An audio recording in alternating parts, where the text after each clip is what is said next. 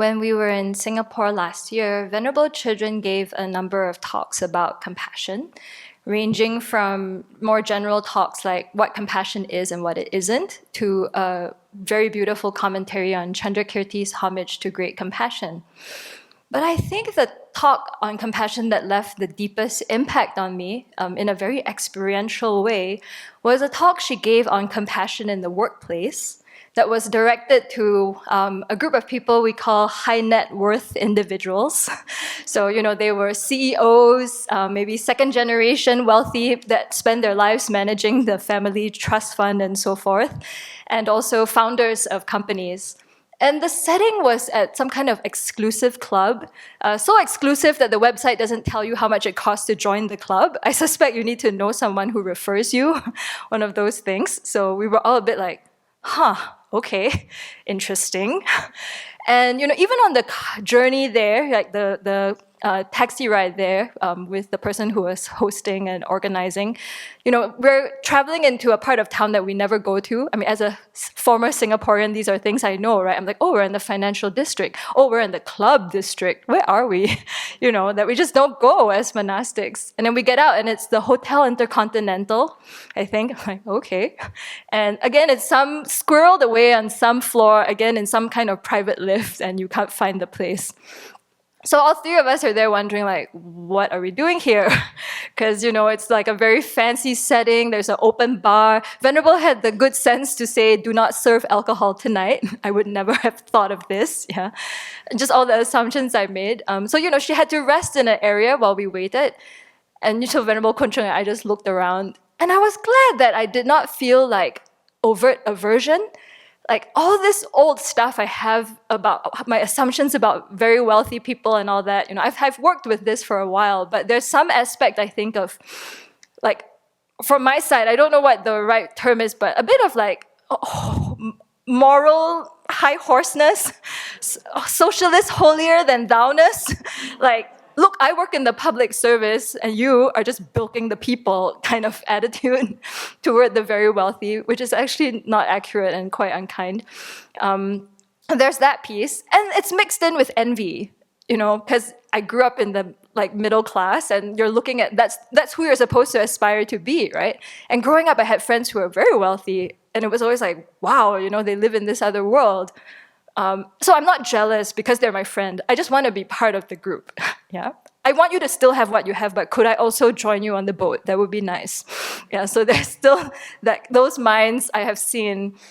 So it was good to be back in that kind of setting and be like, okay, that's kind of at rest. And as I watched people come in, I could genuinely just smile and be friendly and to see, okay, these are people. Some people came with their families, it seemed, and there were just all these people filing in. And even before this, we were like, what is Venerable going to say to this group? I've watched her give talks on the 8 worldly concerns to people who are also considered wealthy and privileged, and just watch them squirm. And I'm sitting there thinking, wow, Venerable is really courageous. You have a short window of time and she's just giving it to them about don't be attached to the wrong things, yeah?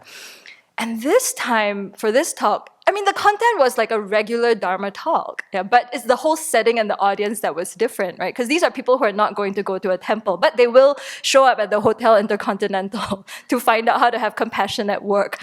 And she just laid it on about death. She was like, you are going to die, people. No matter how rich you are, you cannot take any of this with you. You are going to die. And I was like, whoa, that takes a lot of courage. And at a certain point, I was sitting at a corner and I checked out the row. There was a whole row of men in one row together, and they were all sitting like this. And I thought, oh boy. They were so tense and super not happy is what I thought. All 4 of them. I thought, okay, how's the Q&A gonna go? But at some point though, Venerable talked about how all of us just, it's part of the want to be happiness and want to be happy and not suffer message. I can't remember what she said, but something about how all of us, just want to be loved and accepted. No, it came from people who are very arrogant, who present that way, actually have very low self-esteem, right? That's why you need to puff yourself up, because fundamentally there's just a very deep need to be loved and accepted and know that you're doing fine. And all four of those men uncrossed their arms and looked relaxed. And I just thought, oh, I don't know, for me that moment was like a very felt sense of like, oh, actually, really, all these people in the room are not different from me in the ways I thought they were. Suddenly, I just felt like, oh, I'm sitting in this room of small children. I mean, I've been that child. I am, who like the whole life is like, how do I make my parents happy, right? And that's very much the case, I think, especially in Asia, and especially if you're second generation wealthy. You are raised by your parent to take over their company or manage their fund. The whole purpose of your whole life is to live up to their expectations. You cannot lose the wealth your parent made. That would be terrible, especially if you're the eldest son. I mean, it's tremendous pressure. And then, you have to take care of all your sisters and so forth. But just all of us, I think, have wanted to make someone happy, right? A parent happy. And yeah, I don't know, just at that moment, I just felt like, okay, that's it. We're the same in this way. We just want to be loved and accepted. And thinking that making a lot of money is gonna do it, thinking that making your parent happy is gonna do it is totally the wrong way to go. Suddenly I felt like all these people are just living, it's like they've believed this lie they've been told. And they're going to follow this lie to its end conclusion, and then you die. It's not going to make you happy, no matter how much money you make. And, we all know this. I'm quote preaching to the converted, but just to see why Venerable is really trying to bring this message home about death and to look at what your true priorities are, right? It just helped me to deepen a felt sense of compassion, that not only are you, wanting so much to be happy and not suffer, you're putting your whole life energy into chasing down things that will only bring you misery. It's like, at the time of death, you are just going to realize you've been cheated this whole time, and how painful and the kind of suffering that will bring. So the talk, landed well, I think. Nobody ran out screaming, and people asked good questions, and I hopefully planted some good seeds, right, for people to think about. But just to see the deep suffering of people who, we assume are living in the God realm just because of their material wealth. Also, it just brought home to me all the personal interactions we've had with friends who are considered the very wealthy, who are searching for some kind of answer, and they're tormented. The whole life is, you just can't get out of that circle of like, if I leave this group, how will I be safe? How will I be recognized? This is what I've spent my whole life building. How can I give this up? And it really, again and again, it seems to me, it just boils down to, does my parent approve of me or not? My wealthy parent approve of me or not? So to live your whole life like that is just so painful. During the trip too, I had an opportunity to listen at length to someone who married into money and what that experience was like. And it's basically like signing yourself into jail, it sounded like, because that person, after getting married, could never go anywhere without a driver. She said, well, she basically lost her freedom, right? She had been working, had looked like she enjoyed the independence of being one of the first generation of women to go out to work, to make your own money, right? But then once she married someone who was very wealthy, that was the end of it. You have to go everywhere with a driver. You have to look a certain way, dress a certain way. You can only be with certain people. And by the way, now you're running the whole household since you're the spouse of the eldest son. And everybody hates you, by the way.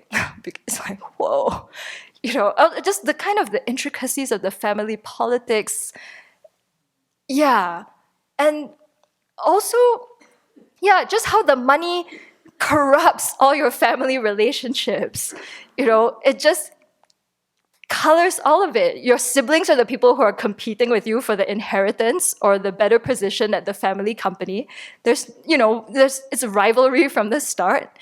And then of course and to see too, like even the parent-child relationship, if all your relationship with your father is the time you've spent in his office, him teaching you the ropes for you to take over, that's the primary point of connection. To me, that seems very painful because, of course, I didn't have that kind of life growing up. I had a very happy family life. I mean, with, very kind parents who expected different things, but, were at least not kind of grooming me to run the family business and saw me as some kind of object that way. Yeah. So it was very helpful in that sense. And I think this is very much alive in my mind because when you look at the news, it just looks like, there's a lot of discussion about what wealthy people are doing to this country and the world, really, and what to do and how to respond. And just remembering these incidents reminds me that, they are very much in pain and suffering. That does not mean that you can go and make other people suffer, right? There are sets of policies or things that still need to be done to address inequality and injustice and so forth. But at the most basic level, I can try to hold a sense of compassion, right? To remember really based on the conditioning, based on everything that